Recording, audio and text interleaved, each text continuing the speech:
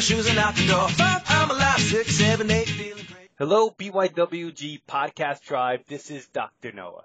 For the month of April 2019, the book of the month is Kate Northrup's new release, Do Less, a revolutionary approach to time and energy management for the busy mom. And the product of the month is BYWG's very own Probiotic Power supplement, which is available with the 10% discount code Probiotic Power 10. Folks, it's case sensitive, so it's capital PROBIOTIC, capital POWER 10. As a reminder, as always, all the links for the product of the month and the book of the month will be listed in the show notes in iTunes, in our weekly newsletter, and on our website at www.beyondyourwildestgenes.com at the Listen Now tab. As mentioned, our book of the month is Do Less, a revolutionary approach to time and energy management for busy moms by Kate Northrup. Dr. Mike had the distinct honor to interview Kate for our podcast, and it can be heard in the month of April through the many channels our podcast is available on: iTunes, Spotify, YouTube, or through our website at www.beyondyourwildestgenes.com. The product of the month is one of BYWG's truly unique, truly premium supplements, Probiotic Power. Probiotic Power is a shelf-stable, comprehensive probiotic with a whopping 25 billion CFUs in each capsule, meaning it's very potent, and includes 9 of the most beneficial bacterial strains from the Lactobacillus and Bifidobacter families. For the month of April, the 10% discount code is capital PORBIOTIC, capital POWER 10. In the archives of our podcast on our website, you can listen to the comprehensive review of all 8 of our supplements, and in the month of April, one podcast release will be solely dedicated to Probiotic Power. Enjoy the upcoming podcast. Hey everybody, welcome back to the Beyond Your Wildest Genes podcast. I'm your co-host today, Dr. Mike Akinfora, and I have the thrill of having my friend Kate Russ on. Kate, how are you? Hi, I'm doing well. Happy to be here. Awesome. I am thrilled to have Kate on the show. She has a awesome looking course coming out, Motherhood Soul Revival, and we're going to get into it, but please let me read Kate's bio first. Kate Russ is a transformation coach and energy expert for moms who feel stuck, overwhelmed, anxious, and struggle with feelings of not being good enough. Kate helps moms in healing unresolved and often unknown trauma cycles by helping her clients process trapped energies in the nervous system to restore balance to the sympathetic/parasympathetic nervous systems. She combines somatic body-centered approaches with mindset work to help imbalances and change subconscious patterns. In her healing course, Motherhood Soul Revival, she pulls on her decade-long career in owning and operating an alternative medicine practice with personal development to create a very grounded approach to healing. By mom healing and reconnecting to her authentic self, she's able to raise children who never disconnect from their authentic selves and break cycles of trauma passed down through families. Her clients report feeling joy, vitality, vibrancy, full of hope and connection after years of feeling stuck without a way out. Kate, welcome to the show. Thank you so much for having me. It's really a thrill to have you on. Now, a disclaimer, I have to let you know, I've known Kate for years. I was actually in her wedding. Yes. She married one of my dearest and closest friends, Dr. David Russ.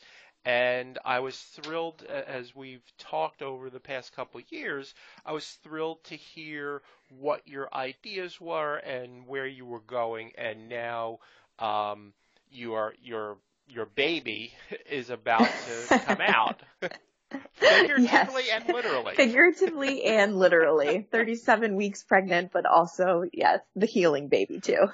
Absolutely. So could you, I gave people a background. Could you dive in a little deeper and give people more of your story so they get to know you better?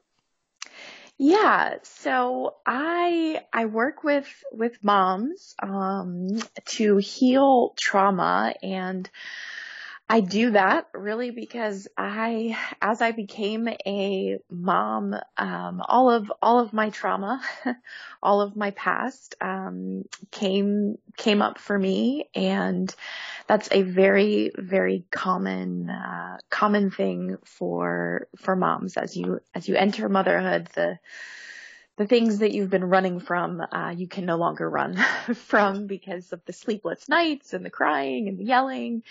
And so I began to heal and put all of the pieces together. So my history, worked with my husband owning and operating our, alternative medicine practice. And we moved into some functional medicine and, transitioned from that to now coaching and working with moms.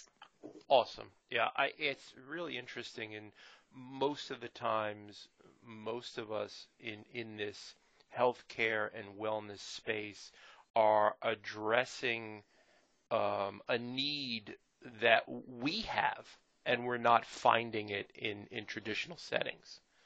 So good for you. Absolutely. I mean, that was really exactly what it was. I had, years of my own health issues. Just after I got married, I was diagnosed with 3 autoimmune diseases, and I had 7 emergency surgeries. And there was like 2 years of my life where, I was focused on the physical healing, and I wasn't getting the answers that I needed. And the missing piece really was the trauma work, to put it all together. And that's a very common thing. Cool. Let's dive into this. So, Cool. how do you define trauma, and why do you work with mothers specifically? Because it's a very not select, but it's a narrow focus. Yeah. So trauma, there's a huge misconception around trauma and what trauma really is. So most of us think trauma is, I had this terrible event happen to me and it's caused a lot of emotional distress. But that is not really what trauma is. Trauma is a result of an activated fight, flight, freeze response that was not allowed to complete. So, animals in nature, if you're an antelope and there's a tiger coming after you, tiger takes you into the bushes and then runs away, leaves you away. You go into freeze mode, and animals in nature would then shake off all of this trapped energy, all of this energy that's been activated for the fight, flight, freeze response to defend yourself.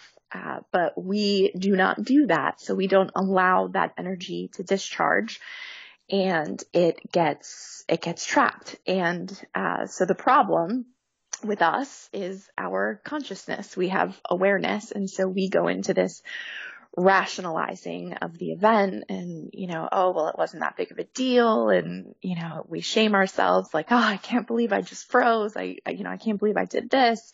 We guilt ourselves, and that inhibits the fight, flight, freeze response from completing itself. And so then we have all of this energy that was mobilized into our arms and legs, to flee from the threat that then just stays trapped. And so then trauma is a result of that. So it's not the actual event that happened, but it's the incomplete process that creates trauma. Gotcha. And why mothers specifically? In short, because moms have trauma. We, most people have trauma to different degrees, because what creates trauma is the running away from emotions, the numbing them out, the stuffing them down, the minimizing of it. And so most of us have varying degrees of trauma. But when you are a mom and you enter the sleepless nights and there's the yelling and the crying and the screaming and all of that, you're no longer able to run and hide. Like you lose all of those coping mechanisms that you've built along the way to survive and just get through your day. Because when your nervous system enters into, that sympathetic state where you're in that fight, flight, freeze response and you're chronically there, your nervous system is wired to look for, it becomes hyper aware of all of the sensory information. So anything you can see, smell, hear, taste, touch. And when you're a mom, there is no shortage of children climbing on you, touching you. So this is why moms feel touched out and, goes into sensory overload and goes into overwhelm really, really easily. And it creates a lot of anxiety. Sure.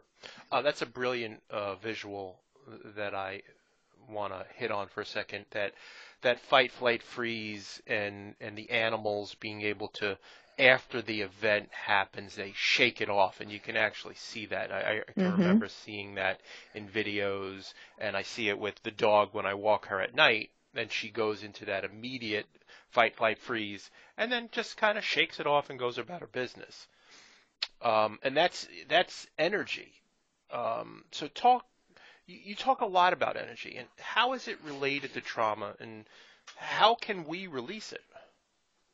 Yeah. So when that cycle is activated, all of that energy is mobilized and it goes to your arms and legs to help you run or to help you fight. And when we don't do that, that energy, it literally just stays in your arms and legs, like it stays trapped. So your body actually moves blood flow like away from your organs, out of your rest and digest system and into your arms and limbs. And so when we don't complete it, we just stay stuck. And it very much feels that way, right? Like energetically, emotionally, you just feel stuck, overwhelmed, and helpless. And so then we start to see things like gut health be affected, and your physical health begins to decline, and depression and anxiety and things like that begin to pop up. So you have to discharge that energy from your nervous system so that it can return to normal functioning. Cool. Yeah, and the big thing there that I want to say is that because all of that energy is stuck in your nervous system, you're literally living in the past. So you're replaying the events of all of those incomplete trauma cycles. So when you have a trauma cycle that begins that doesn't complete, your brain will pair the memory of the event of what it was that happened with the emotion that you felt going in. And so when that trauma cycle doesn't complete, that stays paired together, that memory stays paired together. And so when that trigger is touched, those emotions come back up and it feels like you're going to go through whatever event it was that created that cycle to begin with. And so you're literally living in the past. You can't be present. And so you miss all of the magic of your children's lives when you're just stuck. I just want to make sure I had that right, because I think that's a brilliant thought. It pairs the event with the memory. Did I write that correct? It pairs the event with the emotion. With the emotion, yes. Gotcha. So your subconscious brain will pair the memory of what it was that happened with the emotion that you experienced going into it. And so then we create all of these patterns because your body and your mind, your subconscious mind, will always try to complete a cycle. It will try to complete the trauma cycle, complete the fight, flight, freeze cycle so that you can go back to being in balance.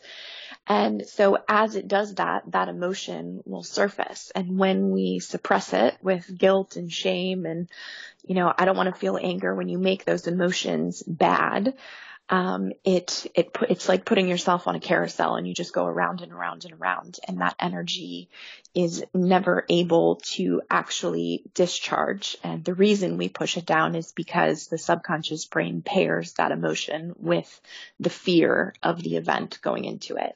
But obviously the trauma, the fear, the perception of what caused the fight, flight, freeze response to initiate is no longer there. The threat is gone. But your subconscious brain tells you that it's not, because those are paired together.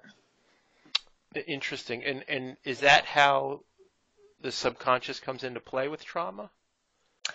Yes. So where the subconscious comes into play is that definitely there. And also we create patterns, right? Because of this, the brain will try to help us complete all of these cycles, which is why a lot of traumatized people will, they'll reenact what it was that the trauma was, or like similar scenarios, because the body is trying to process out that energy. And so when we create all of these beliefs around shame and anger and guilt and fear and feeling not good enough and suppressing all of that, our subconscious beliefs really get in the way of us actually being able to heal. And so much of the work really goes into getting to a place of being ready to begin, because denial is such a huge part of trauma, because we think that what caused the trauma is the event that began it. So there's a lot of, well, it wasn't that bad and other people have it worse. And while all of that might be true, it doesn't matter. None of that matters. What matters is that there's just energy and emotions that need to release, that need to discharge. Cool. So do you need both a conscious and subconscious approach to this? Do you need both? Absolutely. And the reason for that is because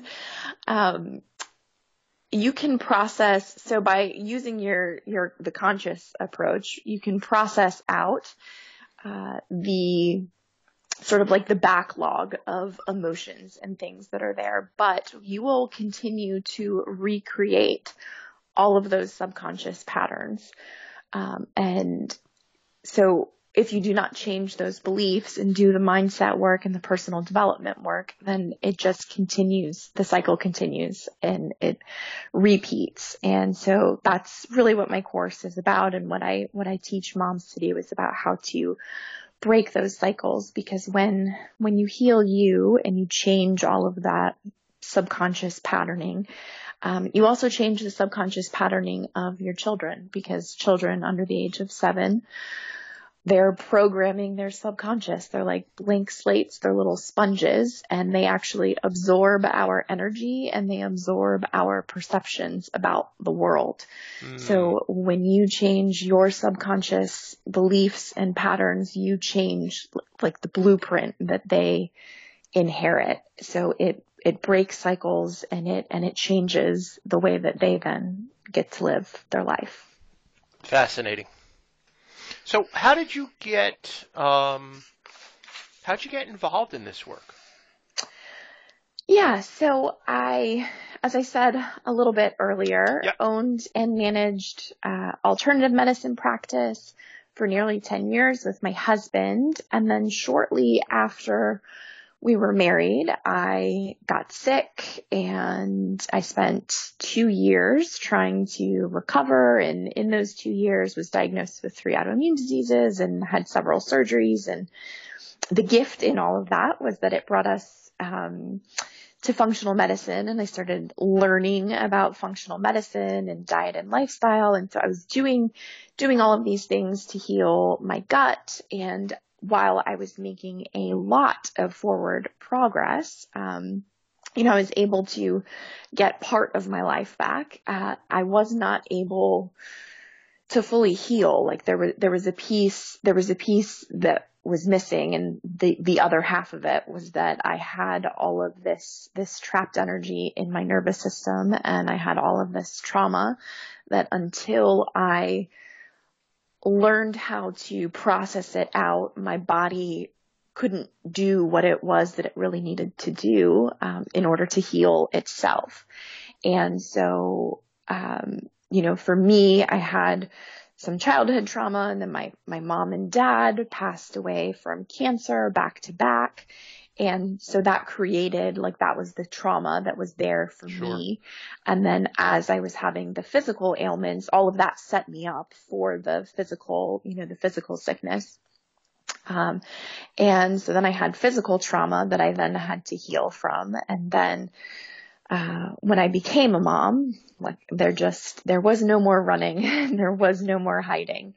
And so what functional medicine taught me was to look for the root cause, not to treat the symptoms, not to treat the periphery stuff, but what is the real root cause here? What is the real problem?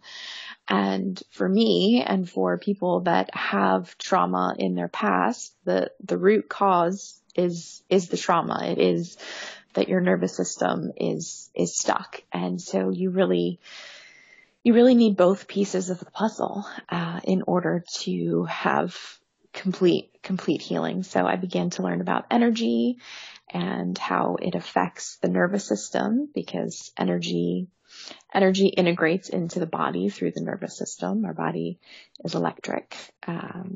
And so I began learning about energy, and I began learning about the subconscious and emotions and trauma, and paired all those together, and they overlap really beautifully. They really do. It's interesting. My wife had cancer 10 years ago, and it was one of the things that I investigated. There's a doctor in Germany who looks at trauma, like you're saying, not physical trauma, but emotional or energetic trauma. And he believes, I forget his name, but he believes that all cancer emanates from it being unresolved. Which is fascinating. I wish I remembered what his name was, but I think you're spot on with what you're doing. So let me ask you a question, Kate. So if somebody resonates with what you're saying, what's the one thing? Cut that. I don't like how that sounds. Kate, if you could tell a listener who this is resonating with, what would that one thing be? It's not your fault. We're all told pretty universally to be strong, and that being strong equals stuffing down your emotions and not feeling them. And if you've gone through an event in your life and you're stuffing down your emotions, the result will always be trauma, and it makes you stuck. It makes life difficult. It makes life feel overwhelming. It creates anxiety, and it puts you in this energy of feeling like you have to push, you have to go, you have to fight, because energetically you're fighting against yourself, like you're fighting against the energy that's trapped. And so, it's not your fault, and there's a better way where life gets to feel easier. It is your responsibility to get out. It's your responsibility, to heal that, but it's not your fault. And also for moms particularly, there's so much messaging about how it's selfish to work on you and to heal yourself, because moms are told, to give and give, and when you have nothing left to give, just suck it up and give some more. And that when you do that, you begin to lose yourself, and you lose pieces of yourself. And when you do that, you lose your authenticity, and you begin to care what other people think. And motherhood becomes a competition where you're trying to be perfect because you feel not good enough.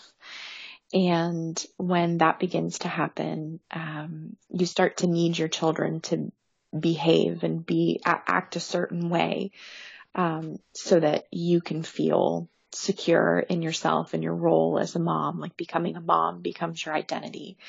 And when that happens, you actually you ask them to surrender pieces of their authenticity.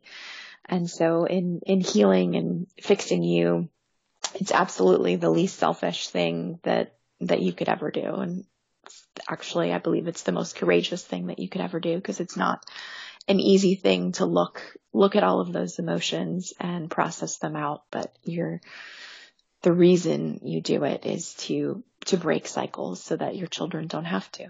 Oh, that's brilliant. I love it. We really love when guests come on the show and are able to give our audience a little tip, a hack, a tool. So what's a quick tip that you can give to start the process?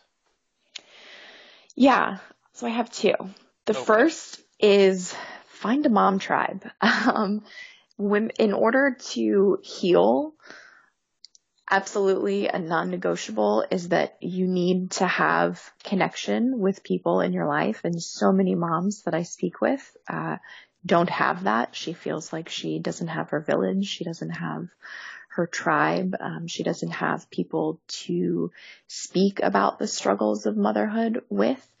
And in order to heal, you absolutely need to feel like you're not alone. And the reason why is if you were separated from your tribe, if you were the antelope that was about to get mauled by the lion, you would need to feel welcomed back into the herd in order to complete that cycle. So we very much need to have connection with other people in order to begin to heal. The other tip that she can do right now, quit drinking coffee. Get rid of the caffeine. So many moms, especially when you're overwhelmed and you're tired, we reach for the cup of coffee. It's like the mom juice all day long.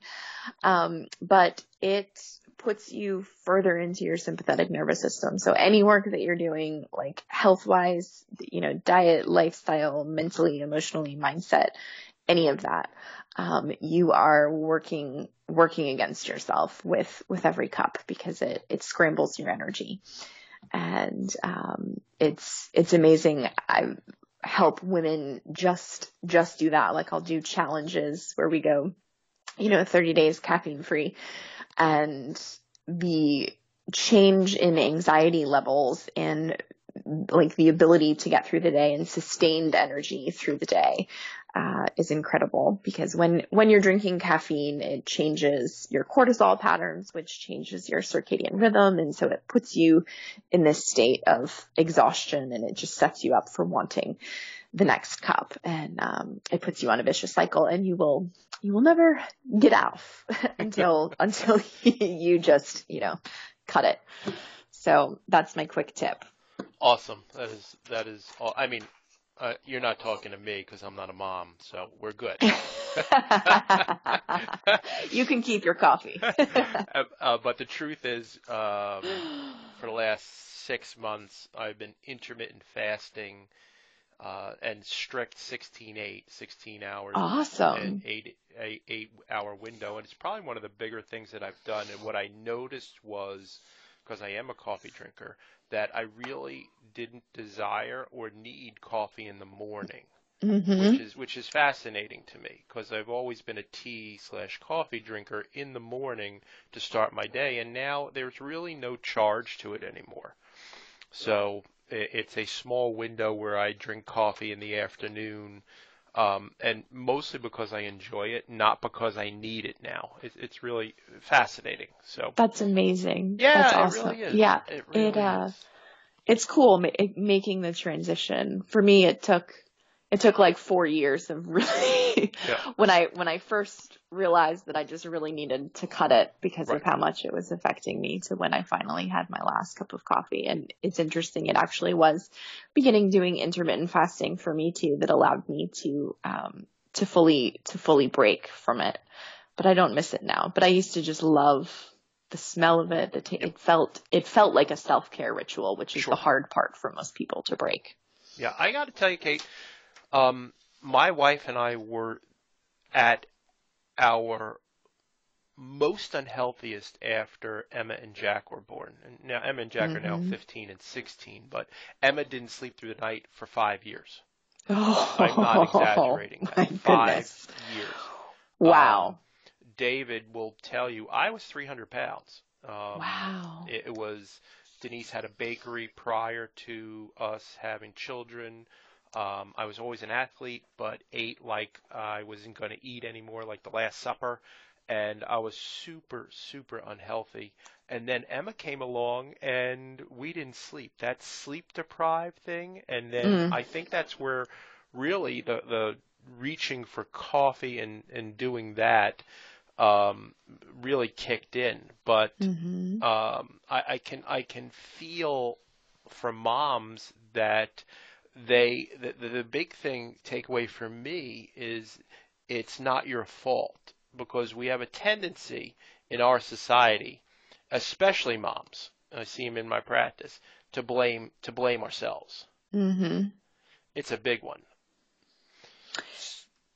So let me ask you, I really appreciate you coming on and taking the time out of your brain growing to share your message with folks. Can you tell folks where they can find you? Yes. They can go to kateruss.com/beyondyourwildestdreams. And there I have all of my information and some free resources that I've put together for the listeners that I don't have available elsewhere, specifically helping moms understand how to release the energy and the emotions, because it's learning to not identify with the emotions as